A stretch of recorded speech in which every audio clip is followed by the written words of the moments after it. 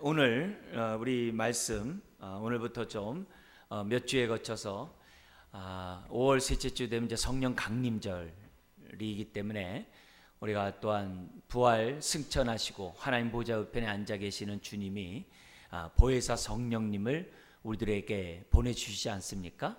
그래서 그 성령님에 대해서 우리들이 이제 깨닫고 또 살펴보면서 성령님과 우리가 친밀하기를 원해요. 우리가 성령님과 친밀하려면 성령님이 어떤 분이신지 아셔야 돼요.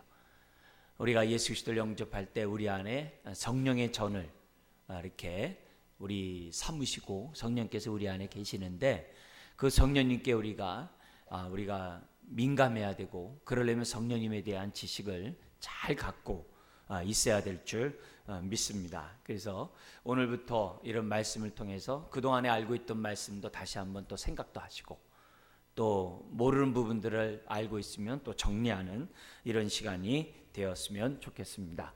우리 굵은 글씨 같이 한번 읽어볼까요?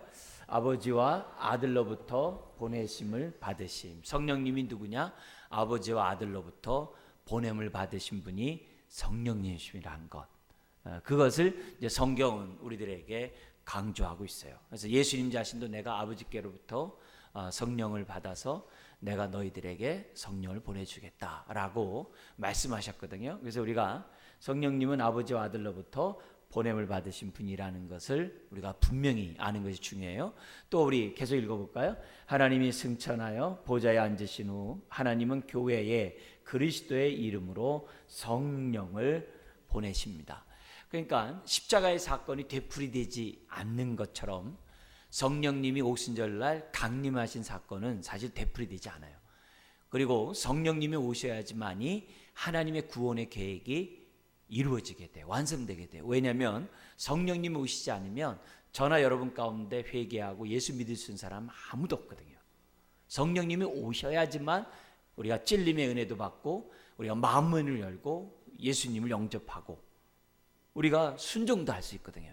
그래서 그런 의미에서 성령님이 오시는 것까지가 지금 뭐냐면 하나님의 구원의 사건의 한 사건이라는 것을 기본적으로 우리들이 이해하고 있어야 하는 거예요.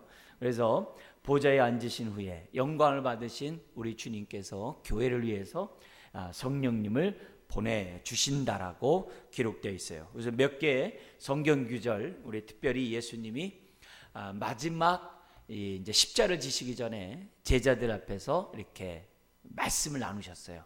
그게 이제 요한복음 14장에서부터 16장까지 나오고 그리고 마지막 대제사장의 기도를 요한복음 17장에 하세요.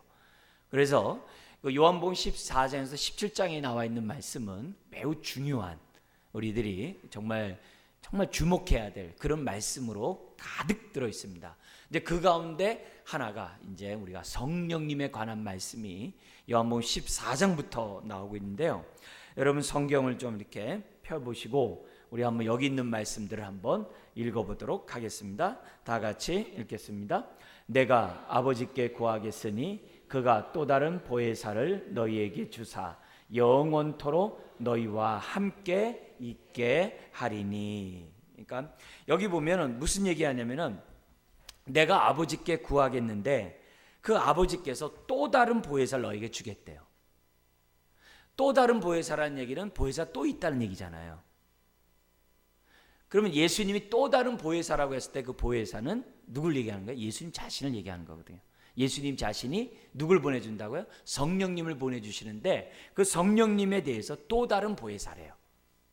또 다른 보혜사를 너희에게 주사 영원토록 너희와 함께 있게 하리니. 그래요. 그래서 그 성령님이 너희 안에 계심으로 거기 이제 17, 18절에 어떻게 이어지냐면은 내가 너희를 고와 같이 버려두지 아니하고 내가 너희에게로 다시 오리라. 그러니까 예수님이 오신다라는 걸 갖다가 뭐냐면 성령님을 보내준다고 그래요. 그래서 성령님을 예수님의 제2의 자라고 그런 표현을 쓰고 있어요. 어려운 표현입니다만 그만 여기 보면 내가 너희에게로 오리라 했는데 내가 그 너희에게 오는데 뭘로 오느냐? 영으로 오신다는 거예요. 그분이 바로 이제 성령님이라고 지금 예수님 우리들에게 가르쳐주고 있다는 겁니다. 자, 두 번째 우리가 봐야 될 요한복음 14장 26절에 나와 있는 우리 성령님에 관한 예수님의 말씀인데요. 같이 한번 읽겠습니다. 보혜사 곧 아버지께서 내 이름으로 보내실 성령, 그가 너희에게 모든 것을 가르치시고 내가 너희에게 말한 모든 것을 생각나게 하리니. 여기 보니까는 성령님께서 뭐라 했냐면 가르치는 역사를 한대요. 그래서 우리가 보혜사 할 때 사자를 갖다 스승사자를 썼어요. 일부러 이제 가르치는 이 단어를 살리기 위해서 보혜사의 사자를 갖다 그렇게 써놨어요. 그리고 내가 너에게 말한 모든 것을 생각나게, 기억나고 생각나게, 특별히 우리가 복음을 전할 때, 그리고 뭐냐면 법정에 서서 우리들이 정말 어떻게 보면 순교나 여러 가지 재판을 당하는 그런 상황이 있을 때 두렵잖아요. 그럴 때마다 성령님이 기억나고 생각나게 하셔서 예수를 증거할 뿐만 아니라 너에게 때에 맞는 말씀을 주시겠다라고 지금 말씀하고 있어요. 그래서 우리가 이런 말씀을 통해서 우리들이 깨닫는 것은 뭐냐면은 하나님 말씀을 읽을 때마다 성령님께 기도하는 거죠. 성령님 저를 가르쳐 주세요. 그뿐만이 아니라 성령님 내가 이런 상황에 놓였는데 내가 이런 상황에서는 어떻게 행하는 것이 하나님의 선하시고 기뻐하시고 온전한 뜻입니까? 나에게 알려주세요. 그러면 성령님이 그것을 갖다가 생각나도록, 우리가 깨달았던 말씀을 생각나도록, 우리가 40일 신앙훈련하면서 100개의 성경 구절을 우리 성도님들 꼭 알았으면 하는 그런 마음으로 지금 뭐냐면 우리들이 성경 암송을 하고 있어요. 지금 우리가 그 100가지의 내용의 성경 암송만 우리가 하고 있다면 장담하건대 정말 일생 우리는 하나님의 축복 가운데 살 수 있어요.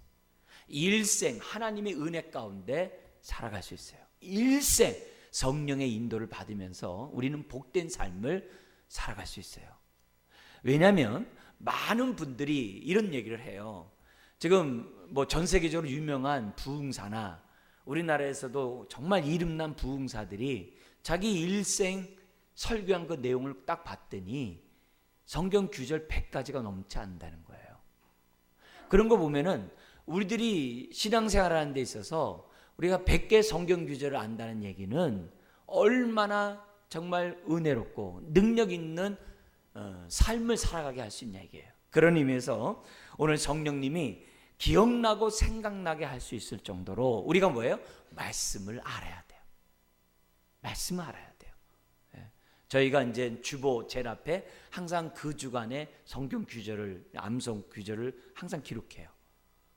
그래서 그런 것들을 왜 해놓냐면은 정말 그런 말씀이라도 하나 내가 묵상하고 있으면 지금 내가 듣고 잊어버리지만 그래도 우리가 주보를 볼 때마다 제 첫 장에서 교회의 어떤 사명 선언문이나 교회의 어떤 비전이나 이 주에 오늘의 암송의 그러한 성경 구절 하나라도 이렇게 읽고 나가면 그만큼 우리의 영이 살아있고 그만큼 그 말씀이 우리 영을 살찌게 할 수 있거든요.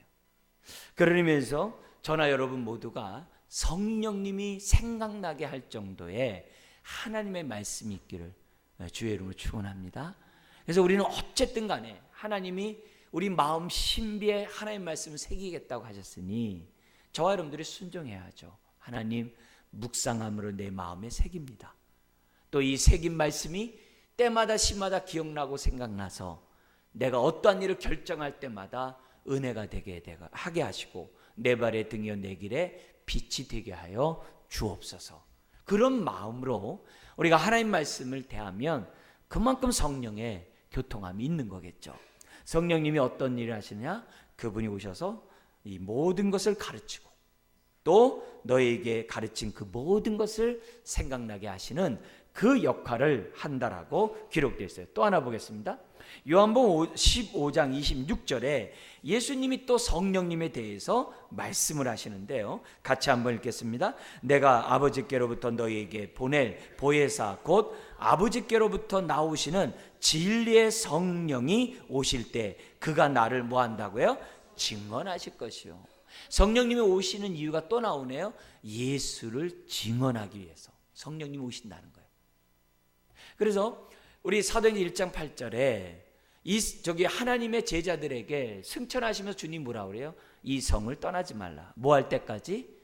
성령을 받을 때까지 떠나지 말라 이게. 그러면 성령이 너에게 임하시면 너희가 권능을 받고 너희들이 나의 부활의 증인이 될 것이라고 예수님 말씀하셨거든요. 그래서 우리가 예수님을 잘 전하고 싶은데 어떻게 됐냐? 다른 거 없어요. 성령 충만하면 예수 사람이 돼요. 예수를 전하는 사람이 돼요. 그러니까 그럴 의미에서 저와 여러분들이 정말 우리가 증인으로서의 삶을 살아가는 데 있어서 필요한 분이 성령님이시라는 것을 예수님이 가르쳐주고 있어요. 가르쳐주고 있어요. 그러면 또 하나, 우리 하나 더 말씀을 보면은 요한복음 16장 우리 7절에 나와 있는 말씀인데요. 한번 다 같이 읽겠습니다. 그러나 내가 너희에게 실상을 말하노니 내가 떠나가는 것이 너희에게 유익이라. 내가 떠나가지 아니하면 보혜사가 너희에게로 오시지 아니할 것이요 가면 내가 그를 너희에게로 보내리니. 예수님이 실상을 말해요. 내가 너희를 떠나는 것이 너희 유익이라. 지금 예수님이 안 떠나면 어떻게 돼요? 우리 옆에 있어요. 우리 눈으로 보는 분이에요. 그러면 우리가 예수님 보려면 우리가 어떻게 해야 돼요? 예수님이 저 부에노스아이레스에 가 계세요. 그럼 우리가 그분의 찾아뵈려면 어떻게 돼요? 비행기 타고 거기까지 가야 되잖아요. 물론 생중계로 할 수 있겠지만은 그렇게 하는 것은 효과적이지 않는 거죠. 오히려 뭐예요? 제2의 자아인 예수님의 성령님이 우리 가운데 오셔서 충만하게 거하시는 것이 보다 더 어떻게 돼요? 효과적일 뿐만 아니라 능력이 있는 거죠. 밖에 계시는 게 아니라 내 안에 계시는 것이 보다 더 어떻게 돼요? 은혜롭죠. 그런 의미에서 예수님이 실상은 내가 떠나는 것이 너에게 유익이라. 내가 떠나가지 아니하면 보혜사가 너에게로 오시지 아니할 것이요. 이 오시지 않음으로 우리는 어떻게 돼요? 구원받을 수가 없겠죠. 예수님이 아무리 십자가에 죽으셨어도 그 십자가의 죽음이 나의 죽음이 되고 십자가에서 부활하신 것이 나의 부활이 되려면 성령님 없이는 안 되거든요. 성령님이 믿게 해줘야 되거든요. 그렇기 때문에 성령님이 오시지 않으면 안 되는 거예요. 그래서 막달라 마리아가 예수님을 붙잡고서 가지 마옵소서 그러는 거죠. 그러니까 예수님이 어떻게 돼요? 노라는 거죠. 내가 아버지께로 가야 한다라고 막달라 마리아에게 말씀하신 그 내용도 다 이런 측면에서 보면 우리가 이해가 되는 거죠. 오늘 저와 여러분들 가운데 함께 하시는 주님은 예수님의 제2의 자아인 성령님이신 것을 우리는 믿습니다. 그래서 성령님을 통하여 우리 예수님과 교제하고 성령님을 통하여 하나님과 교제하는 저와 여러분이 될 때 바로 그런 신앙이 건강한 신앙이라고 말씀드릴 수 있어요. 그러면서 이 성령님이 지금 우리 여기 아까 7절, 심지어 7절 이하에 없습니다만 그분이 오셔서 우리들에게 하신 일이 뭐냐? 죄에 대하여 의에 대하여 세상 임금이 심판받았음에 대해서 증언한대요. 죄에 대하여 의에 대하여라는 것은 다른 게 아니죠. 주님의 십자가와 주님의 부활에 대해서 증거한다는 거죠. 왜요? 십자가가 있어야 죄사함이 있는 것이고 부활이 있어야 의롭다움을 받잖아요. 그러니까 성령님이 오셔서 죄에 대하여 의에 대하여 십자가 부활에 대해서 증거하고 깨닫게 하신다는 거예요. 그뿐만이 아니라 십자가의 부활의 사건 그 이면에는 뭐가 있다는 거예요? 세상 임금이 심판받았음을 증거한대요. 오늘 우리 오전에 우리가 말씀드렸던 것처럼 예수님이 부활함으로 죄와 사망의 모든 권세는 심판받은 거예요. 그 지식을 우리가 알을 때 그것이 능력이 되는 거예요. 그게 진리를 알지니 진리가 너희를 자유케 한다는 의미가 되는 거예요. 그래서 우리들이 원수 사탄 마귀와 싸울 때마다 항상 뭐예요? 부활의 주님을 믿고 이미 세상 임금이 심판받았음을 확신하고 저와 여러분들이 예수의 이름으로 우리가 원수 사탄을 물리칠 때 그들이 어떻게 돼요? 예수 앞에 굴복하는 거죠. 그것이 우리들의 신앙이에요. 그래서 우리의 문제를 놓고 기도할 때 우리의 고통을 놓고 기도할 때마다 하나님 도와주세요라는 그런 기도보다는 권세 있는 기도가 필요해요. 하나님 나에게 이런 문제가 있습니다. 하나님 해결해 주세요. 그러지 말고 이 문제를 해결할 권세가 주께 있음을 믿습니다. 나의 이 고통을 해결할 그 권세가 주님 손안에 있습니다. 오늘 이 시간에 기도하옵나니 주님의 권세가 내 삶에 나타나게 하셔서 나의 문제가 해결되게 하시고 나의 슬픔이 해결되게 하여 주옵소서. 그래서 기도를 할 때마다 그냥 도와주세요 그러지 말고 권세의 기도를 하는 저와 여러분들이 되어야 하는 거죠. 오늘도 주님 우리들에게 권세 있는 그런 말씀을 우리들에게 주시지 않았습니까? 우리는 부활하신 주님이 다락방에서 떨고 있는 제자들이 나타나셔서 세 가지를 준 것을 기억을 해요. 세 가지 뭐 있었죠? 너에게 평안이 있으리라 하면서 뭐라 그랬어요? 아버지가 나를 보내신 것처럼 나도 너희를 보내노라 하면서 뭘 줘요? 권위를 주는 거예요. 너희는 어디 있든지 간에 주께로부터 보냄을 받은 자라는 의식을 갖고 있으라고 그래요. 권위를 갖고 있으라는 거예요. 지금 우리 대통령이 사인을 했잖아요. 그건 뭐예요? 우리 국가가 대통령에서 권위를 준 거거든요. 그래서 우리 대한민국을 대변해서 사인을 한 거란 말이에요.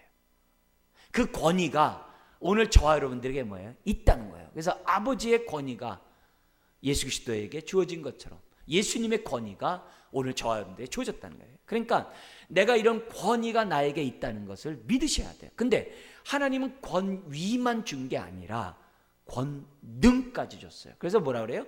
부활하신 주님이 제자들에게 성령을 받으라 그랬어요. 권능을 줬어요. 그래서 우리들의 말에 능력이 나타나게 하셨어요. 예를 들어서 남북 간에 어떤 회담을 하는데 뭐 사인을 했는데 대통령이 가서 사인한 게 아니라 예를 들어서 국무총리가 가서 사인했다고 해보세요. 국무총리가 사인하는 그 권능과 대통령이 하는 사인은 다른 거예요. 그건 다른 거예요. 우리들에게 뭐예요? 성령을 주심으로 뭐예요? 하늘의 권능을 줬다는 거예요. 우리 예수님이 하신 얘기예요. 그래서 우리가 권위만 있는 게 아니라 권능 있는 사람이 된 거예요. 그래서 우리가 기도할 때마다 그냥 하나님 이렇게 한 푼 주십시오 하는 식으로 기도하면 안 된다는 거죠. 기도할 때마다 우리가 뭐예요? 권능 있는 하나님의 증인으로 제자로 저와 여러분들이 기도하고 우리들이 신앙 생활을 해야 한다는 거죠. 그런데 권위와 권능만 줍니까? 아니에요. 권세까지 주잖아요. 그래서 너희들이 누구의 죄를 사하든지 다 용서하리라. 시편 2편에서는 어둠의 그 모든 권세를 깨뜨려버리는 그 권세를 우리에게 주셨다 그래요. 하늘과 땅의 모든 권세를 갖고 계시는 주님이 우리를 보내셨어요. 그래서 우리는 권세를 나타내는 하나님의 자녀가 돼야 돼요. 그러니까 이런 권위와 권능과 권세가 우리에게 주어졌는데 이것을 활용할 수 있도록 하게 하시는 분이 누구예요? 성령님이라는 거예요. 보혈이 능력이 있어야 되려면 보혈 자체로는 안 돼요. 보혈의 능력이 있으려면 성령의 역사가 있어야 돼요. 예수 이름의 권세가 나타나려면 예수 이름만 있으면 안 돼요. 성령 충만하고 바른 지식이 있을 때 예수 이름의 권세가 나타나는 거고 귀신이 항복하는 거예요. 우리가 무엇보다도 권위와 권능과 권세를 분명히 붙잡고 기도하는 것이 하나님이 기뻐하는 일이에요. 성령님 왜 우리 안에 오신 거예요? 그만큼 권능이 있는 거예요. 그만큼 권세가 있는 거예요. 그만큼 권위가 있는 거예요. 그걸 우리들이 아느냐 모르냐에 따라서 신앙생활이 자유롭냐 자유롭지 못하냐, 종교적이냐 복음적이냐, 육적인 그리스도이냐 성령에 이끌리는 그리스도이냐를 우리가 뭐예요? 판가름한다는 거예요. 그러면서 이 모든 것들이 우리들에게 생명으로 나타나게 하는 그 능력이 뭐냐? 성령님을 통해서 와진다는 것. 그걸 생각하면 우리가 보혜사 성령님을 우리가 지금 이렇게 살펴보면서 그냥 그런가 보다 할 내용이 아닌 거죠. 우리가 이런 시간을 통해서 성령님에 대해서 바른 지식을 알고 성령님을 왜 보내셨는지 그 이유를 알 때 그만큼 우리는 자유 있는 하나님의 자녀 또 몸된 교회가 될 줄 믿습니다. 예수님은 마지막 제자들 앞에 강론하면서 보혜사 성령님에 관한 말씀을 지금 어떻게 돼요?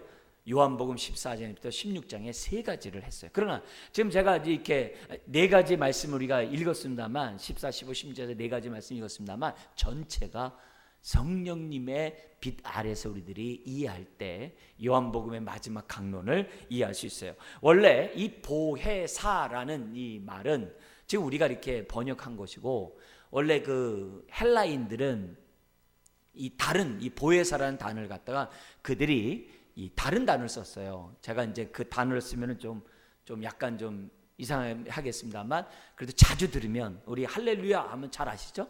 마라나타 하면 잘 아시죠?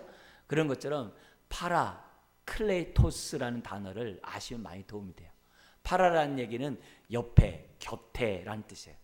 클레이토스는 뭐냐면 부르다, 부름을 받다, 이런 단어예요. 그 단어를 복합해가지고 성령님에 대해서 예수님 쓰셨어요. 예수님이 보혜사, 또 다른 보혜사였을 때 그 단어 썼어요. 근데 그 단어가 어떤 단어였냐면은 예수님 당시에 그리스 시대에 어떤 단어였냐면은 변호사라는 단어예요. 지금같이 전문 변호사가 있는 것이 아니라 가장 친한 사람, 그 사람에 대해서 잘 아는 사람이 이렇게 변호를 섰다고 그래요. 그래서 이 변호를 잘못하면 같이 죽었다고 그래요. 그래서 변호를 선다는 것은 목숨을 내놓고 하는 그런, 정말 마음이 없으면 변호를 할 수가 없었다고 그래요. 그래서 그 당시에 법정에서 정말 이 사람의 무죄를 증명하기 위해서 나선 사람을 우리 파라클레이토스라는 단어를 사용한 변호사를 썼다는 거예요. 근데 이 단어를 우리 주님이 그대로 갖고 오셔서 지금 또 다른 보혜사를 설명하면서 이 단어를 썼어요. 근데 우리는 지금 보혜사라고 우리의 말을 이렇게 했습니다만 정확한 뜻은 아니에요. 그 단어로 다 보혜사 성령님을 담지를 못해요. 그래서 성경에 많은 번역본이 있죠. 우리 같은 개정개혁도 있고 우리 공동번역도 있고 영어에서도 다양한 번역본들이 있는데 다 달라요. 다 달라요. 다 다르다는 얘기는 뭐예요? 그만큼 성령님의 역사가 풍성하다는 거예요. 아멘? 그래서 어느 한 단어로 설명할 수 없다는 거예요. 그래서 우리는 지금 4개의 요한복음에 나와 있는 성령님에 대한 사건을 우리는 잠시 봤어요. 그 4개만 있는 게 아니에요.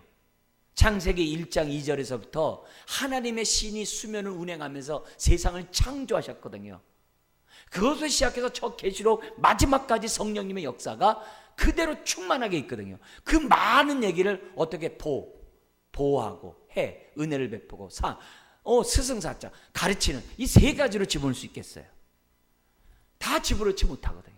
너무 많은데 그래도 가장 많이 보편적으로 알고 있는 이 보혜사 성령님에 대한 그 번역본을 다른 성경에 나와 있는 얘기를 제가 잠시 여러분들의 소개를 하면은 그만큼 여러분이 성령님을 이해하는데 도움이 될 것 같아요. 우리 성경에는 보혜사라고 기록되어 있어요. 공동번역에서는 협조자로 기록되어 있어요. 그러니까 헬퍼, 돕는 자, 협조자로 기록되어 있어요. 그리고 어떤 또 카톨릭 다른 번역에서는 보호자라는 번역으로 한 것도 있습니다. 반면에 킹제임스에서는 뭐냐면 위로자, 우리 옆에서 위로하시는 분으로 성령님을 표현하고 있어요. 그리고 NIV에서는 상담자, 카운셀러로 번역을 하면서 우리들에게 뭐예요? 때마다 시마다 우리의 모든 것들을 상담해 주시고, 위로할 때는 위로하고, 지혜를 줄 때는 지혜를 주고, 우리를 보호할 때는 보호하고, 그런 분으로서 상담자로 설명을 하고 있어요. NASB에서는 돕는 자로, 헬퍼로 이 번역을 하고 있어요. 그러니까 우리에게 읽혀지는 그 영어 성경에서도 벌써 이렇게 돼요. 친숙한 영어 성경에서도 다양하게 번역을 하고 있어요. 근데 우리 성경에서는 지금 뭐냐면 보혜사라는 단어, 또 우리 한편에서 뭐냐면 진리의 영이라는 표현으로서 성령님을 기록하고 있는데요. 그것만이 아니에요. 우리가 이제 오후 시간을 통해서 우리가 좀 더 성령님이 어떤 분이신지에 대해서 조금씩 여러분들하고 좀 나누기로 원하고, 성령님에 대한 이해를 제가 좀이라도 주기로 원해요. 왜요? 암만큼 누릴 수 있고 암만큼 성령님과 친밀할 수 있거든요. 여러분도 사람들끼리 교제할 때 친한 사람은 상대방에 대해서 많이 알잖아요. 많이 안 만큼 친하잖아요. 비밀을 안 만큼 더 친하잖아요. 성령님도 마찬가지거든요. 성령님의 역사하는 것을 안 만큼 성령님과 그만큼 친밀하게 돼요. 오늘 우리들이 신앙생활에서 조심해야 될 것이 뭐냐면은 성령을 소멸하는 거잖아요. 성령을 소멸하는 거. 그죠? 성령을 거역하거나 회방하면 그건 말도 안 되는 거지만 그래도 우리는 뭐예요? 성령을 소멸하면 안 되거든요. 저나 여러분들은 항상 성령의 충만함, 성령의 충만을 다른 말은 뭐예요? 성령의 통치와 다스림을 받는 성령 충만한 삶을 저와 여러분들이 살아야 할 거 아니겠어요? 그래야 우리가 어떻게 돼요? 성령님의 그 놀라운 역사가 오늘 저와 여러분들의 역사가 되는 거죠. 그러나 주의할 것이 있어요. 성령님은 절대로 하나님의 뜻과 예수님이 이 땅에서 이루어놓으신 사건을 초월하지 않아요. 아버지의 뜻을 실현하신 예수님의 그 사건을 우리들에게 깨닫게 하시는 분이 성령님이시라는 그 원칙만은 기억하고 있어야 합니다. 자, 그러면서 우리가 지금 일본의 파라클레토스라는 단어를 사용함으로써 이 단어가 어떻게 쓰여졌는지를 봤는데요. 우리 파라클레오의 클레오가 동사거든요. 거기서부터 클레토스가 온 거예요. 그래서 클레오란 뜻이 뭔지를 잠깐 읽어볼까요? 시작. 부르다, 간청하다, 위로하다, 권고하다, 훈계하다, 격려하다. 그러니까 성령님의 역사는 이루 말할 수 없는, 우리에게 없어서는 안 될 분이라는 것이 벌써 예수님 우리들에게 이런 단어를 통해서 보여주고 있는 거죠. 자, 성령님만 보혜사가 아니라 누구도 보혜사예요? 아까 또 다른 보혜사라고 했잖아요. 예수님도 보혜사가 되는 거죠. 그죠? 우리 요한일서 2장 1, 2절에 보면은 마귀가 우리를 참소할 때 우리를 변호해 주는 자가 있다고 그래요. 변호해 주는 자가 있다고 그래요. 그 변호자가 누구냐면은 예수 그리스도거든요. 근데 거기에 변호자라고 기록되어 있어요. 보혜사가 변호자잖아요. 그죠? 지금 파라클레토스잖아요. 그 역할을 예수님이 하시는 거예요. 지금도 예수님은 성령님을 통해서 저와 여러분들을 뭐 하는 거예요? 변호해 주시는 거예요. 얼마나 좋은지 몰라요. 얼마나 좋은지 몰라요. 제가 아는 어느 한 분이 재판을 받는데 재판장에 가니까 다리가 후두루 떨려가지고 어떻게 할 수가 없더래요. 그냥 가가지고서 그 앞에 앉아있는 이 자체가 이 심장이 뛰어가지고 못 있겠다는 거예요. 근데 아닌가 다를까 그 자리에 뭐냐면 변호사가 늦게 와가지고 더 잡을 안색이 되어 있다는 거예요. 근데 갑자기 변호사가 막 달려오면서 아우 늦어서 죄송하다고 미안하다고.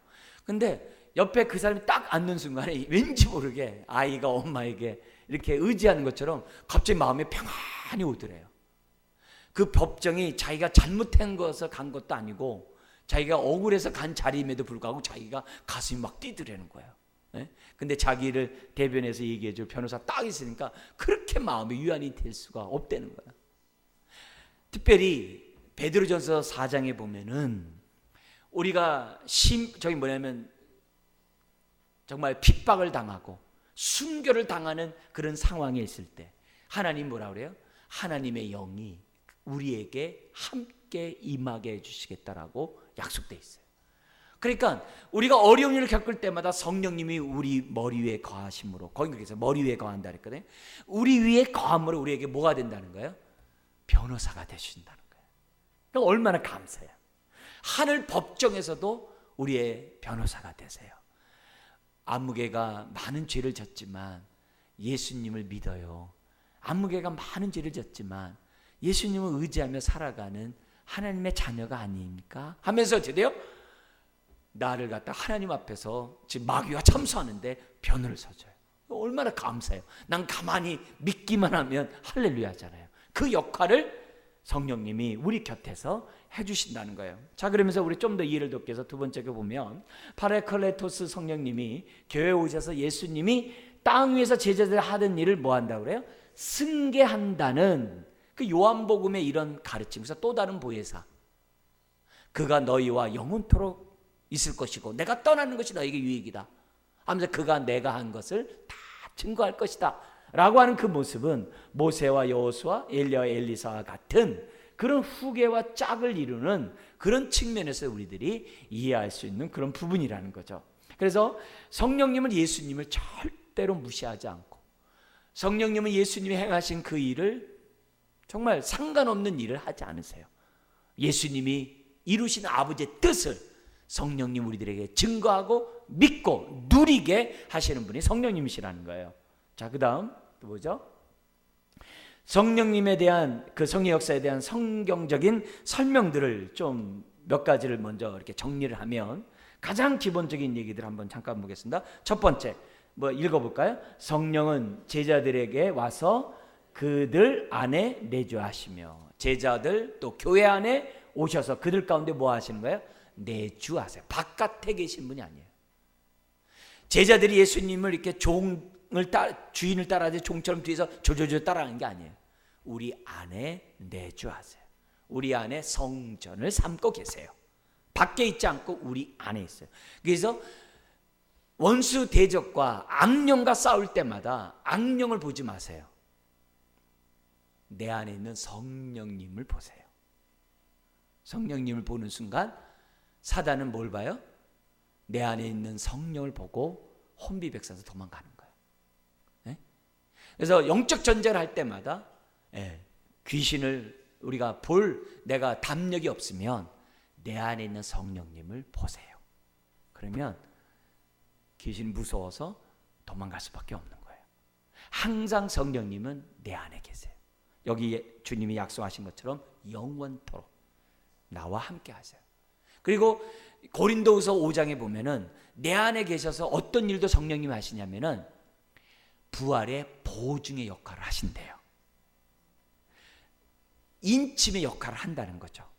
그래서 우리가 물건 할 때 이 물건 팔렸습니다 하면서 탕탕탕 도장 짓잖아요.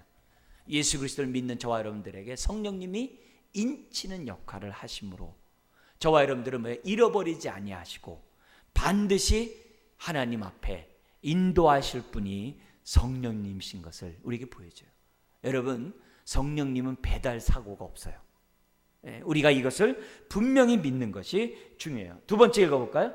그들에게 모든 것을 가르치고 예수의 가르침을 기억나게 하세요. 여러분, 그래서 말씀을 많이 배우면 묵상의 즐거움이 이거예요. 하나님의 말씀이 기억나고 자꾸 생각나요. 그리고 세 번째 읽겠습니다. 그리스도에 대해서 뭐 한다고요? 증거하고.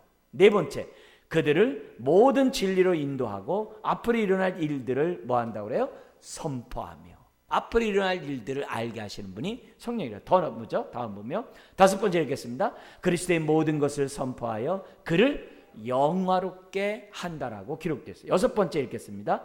반면에 세상에 대해서는 죄와 의와 심판에 대하여 옳게 깨닫지 못한 것들을 정죄함으로. 여기서 어떤 일을 해요? 검사의 역할을 해요. 검사의 역할. 이런 부분이 이제 성경에 나오게 됩니다. 다음 또 보죠. 그래서 요한은 성령의 이런 역할들을 아직 세상에 남아있는 교회가 세상으로부터 핍박받으려는 맥락에서 말하고 있음을 잊지 말아야 돼요. 즉 성령님은 이 세상에서 핍박받는 교회와 함께하고 그들을 보호하고 위로하고 힘준다는 사상이 이 메시지 안에 함축되어 있어요. 이런 의미에서 우리가 다른 성경에서는 성령님을 뭐로도 번역을 해요? 위로자로 번역도 하고 있어요. 그래서 보혜사라는 그런 메시지 속에 이런 위로자라는 의미도 포함되어 있다는 것을 기억하면 그만큼 은혜가 됩니다. 자, 여기 보면 네 번째 우리 앞에 한번 읽어볼까요? 파라클레토스의 성령은 교회에서 주로 가르침을 감당을 해요.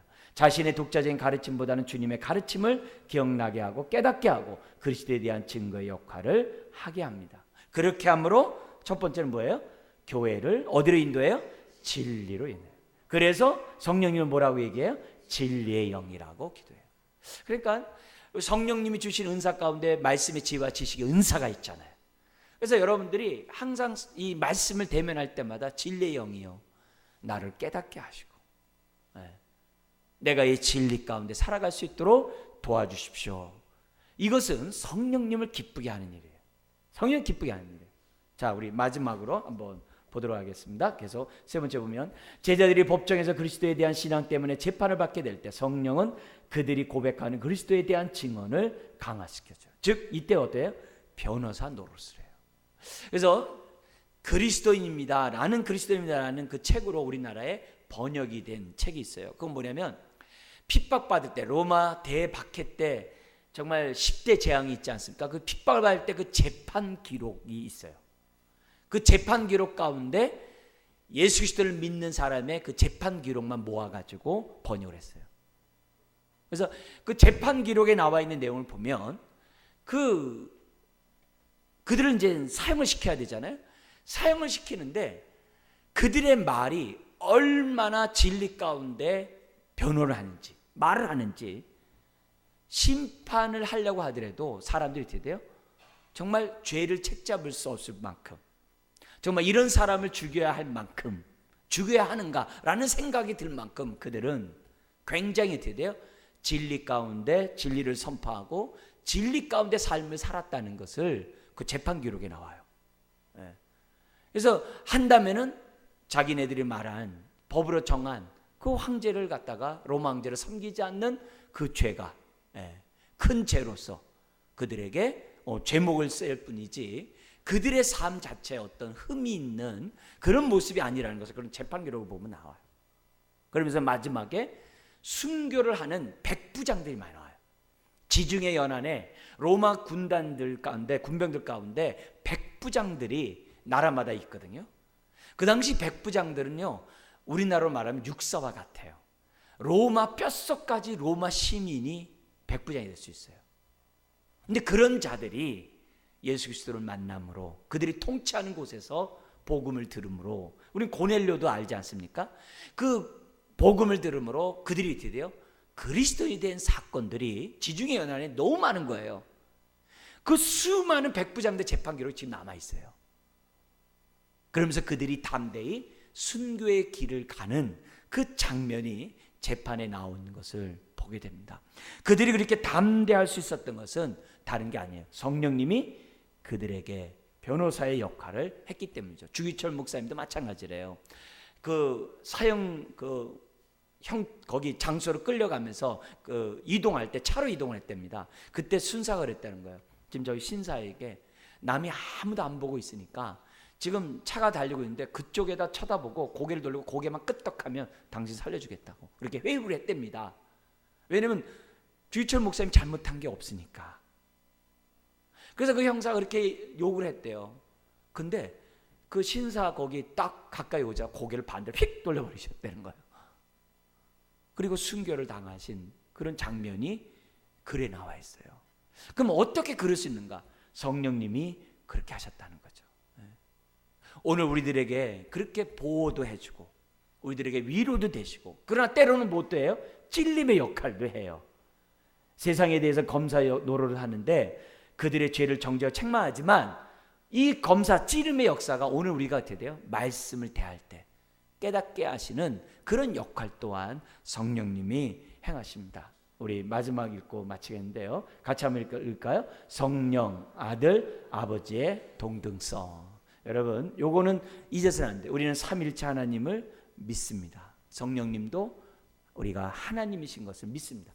여호와 증인은 단순히 능력으로만 믿어요. 우리는 인격적인 하나님인 것을 믿습니다. 그리고 성령님은 그리스도 안에서 일어날 하나님의 뜻을 오늘 나에게 계시되게 하고 그 구원이 실제로 나에게 효력이 발생하도록 하시는 분이 바로 성령님이라는 것. 그래서 저와 여러분들이 누구보다도 성령님과 친밀해야 한다는 것을 가르쳐줍니다.